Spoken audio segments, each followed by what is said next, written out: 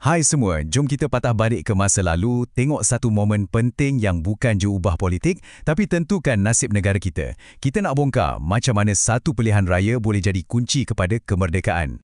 Soalan ni kan nampak macam simple je, tapi jawapan dia rumit. Cuba bayangkan, kita ni pemimpin tanah Melayu tahun 1950s. Merdeka ni bukan macam hadiah tau. Ia adalah sesuatu yang kita kena buktikan kita layak dapat. Jadi, apa agaknya ujian paling besar yang diorang kena hadap? Inilah dia syaratnya. Inilah test yang British letak. Sebelum bendera Union Jack tu turun, pemimpin-pemimpin tempatan kena tunjuk satu benda yang paling penting, yang orang Melayu, Cina, India, semua boleh ketepikan perbezaan dan tadbir negara ni sama-sama. Kira macam ni final exam diorang lah. Okey, so macam mana diorang mula? Perjalanan nak sampai ke pilihan raya besar ni bukan berlaku dalam satu malam. Tak, ia bermula dengan langkah-langkah kecil macam training ground demokrasi di peringkat tempatan yang sangat-sangat penting.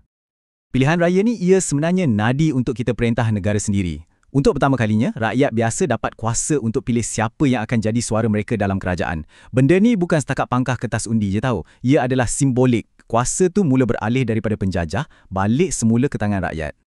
Dan proses ni semua tak jadi serentak. Ia mula kecil-kecil dulu, kat Georgetown tahun 1951. Lepas tu, momentum tu makin kuat kat Kuala Lumpur tahun 1952. Dan kemuncaknya pada tahun 1954, ia dah merebak ke seluruh negeri. Setiap pilihan raya ni macam satu tapak ke depan untuk bina keyakinan dan juga pengalaman. Okey, dari pilihan-pilihan raya kecil inilah something big happen. Satu pakatan politik muncul dan ia bakal mengubah sejarah negara kita selamanya. Semuanya start kat sini. Dalam pilihan raya Majlis Perbandaran Kuala Lumpur tahun 1952. Zaman tu, politik kebanyakannya ikut kaum. Jadi, idea Parti Melayu dengan Cina nak bekerjasama, wow, itu satu benda yang radikal gila waktu tu. Belum pernah ada orang cuba pun.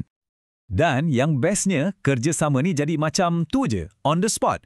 UMNO Kuala Lumpur dengan MCA Selangor setuju untuk try je. Hasilnya, memang power. Diorang menang 9 daripada 12 kerusi. Inilah bukti pertama yang sangat jelas. Formula perpaduan ni bukan angan-angan, tapi pengundi pun boleh terima. Dan momentum ni, terus meletup. Cuba tengok keputusan pilihan raya negeri tahun 1954. Beza dia? Jauh gila kan? Perikatan sapu 226 kerusi. Mesej daripada rakyat sangat jelas. Diorang nak perpaduan. Lepas dah menang sana-sini kat peringkat tempatan dan negeri, sekarang tibalah masanya untuk ujian paling besar. Pilihan Raya Umum Persekutuan yang pertama. Pilihan raya inilah yang akan jadi penentu sama ada tanah Melayu akan merdeka atau tidak.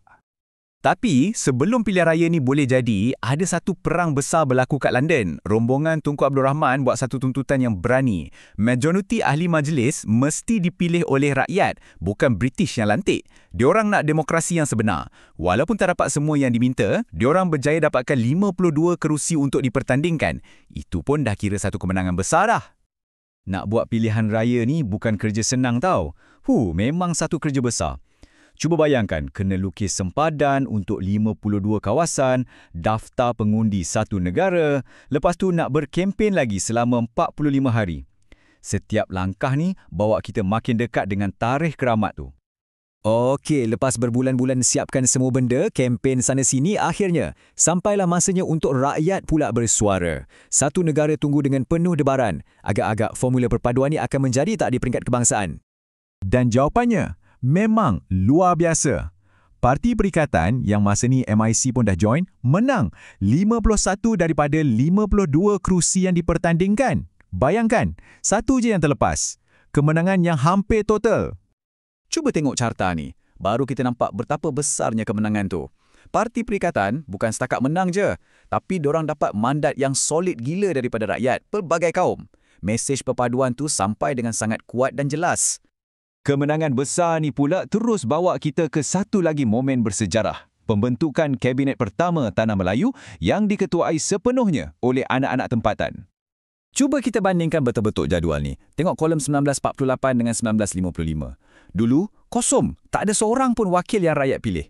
Lepas je pilihan raya 1955, boom, terus ada 52 orang. Ini peralihan kuasa yang sangat-sangat drastik. Daripada pegawai British kepada pemimpin yang rakyat sendiri pilih.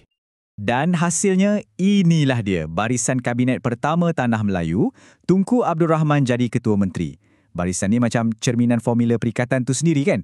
Ada pemimpin Melayu, Cina dan India pegang jawatan-jawatan menteri yang penting. Jadi, macam mana semua ni? Pilihan raya, kemenangan besar, kabinet baru boleh jadi kunci yang akhirnya buka pintu untuk kemerdekaan? Senang cerita macam inilah.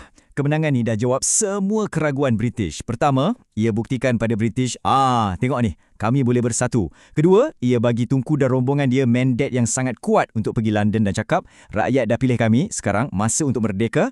Dan ketiga, ia tujukan yang kita dah ada kerajaan yang stabil dan berfungsi. Kita dah betul-betul sedia. Inilah inti parti dia. Kemenangan pilihan raya 1955 ni lah bukti paling nyata yang konsep permuafakatan tu betul-betul menjadi. Semangat bekerjasama, tolak ansur, inilah yang jadi senjata paling power untuk rombongan merdeka di London pada 1956 yang akhirnya berjaya bawa balik tarikh keramat tu, 31 Ogos 1957. Jadi, pilihan raya pertama ni bukan sekadar cerita politik je tau. Ia adalah satu pengesahan yang perpaduan dalam kepelbagaian adalah formula kejayaan negara kita. Dan benda ni tinggalkan kita dengan satu soalan besar untuk kita fikirkan sama-sama. Kalau dulu, permufakatan inilah kunci yang buka pintu merdeka, adakah ia masih lagi asas kekuatan kita pada hari ini?